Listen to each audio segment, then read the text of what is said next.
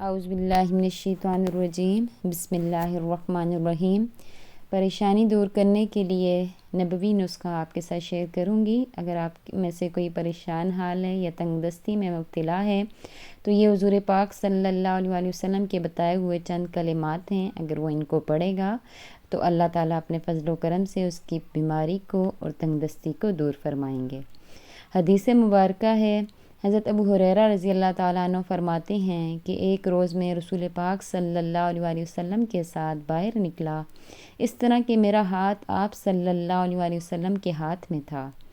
آپ صلی اللہ علیہ وسلم کا گزر ایک ایسے شخص پر ہوا جو بہت شکستہ حال اور پریشان تھا۔ آپ صلی اللہ علیہ وسلم نے پوچھا کہ تمہارا یہ حال کیسے ہو گیا؟ اس شخص نے عرض کیا کہ بیماری اور تنگ دستی نے میرا یہ حال کر دیا۔ تو آپ صلی اللہ علیہ وسلم نے فرمایا کہ میں تمہیں چند کلمات بتاتا ہوں، وہ پڑھو گے تو تمہاری بیماری اور تنگ دستی جاتی رہے گی۔ وہ کلمات یہ ہیں: توکلت علی الحی الذی لا یموت، الحمد للہ الذی لم یتخذ ولدا ولم یکن لہ شریک فی الملک ولم یکن لہ ولی من الذل وکبرہ تکبیرا۔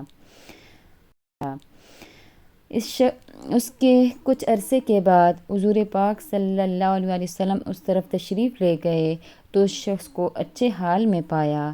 آپ صلی اللہ علیہ وسلم نے خوشی کا اظہار فرمایا۔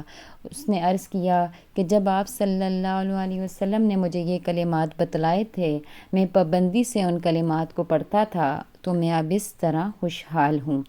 تو اگر آپ میں سے بھی کوئی بیماری اور تنگ دستی میں مبتلا ہے تو یہ حضور پاک صلی اللہ علیہ وسلم کے بتائے ہوئے کلمات کی پابندی کرے تو اللہ تعالیٰ اپنے فضل و کرم سے اس کو بیماری سے اور تنگ دستی سے نجات عطا فرمائیں گے۔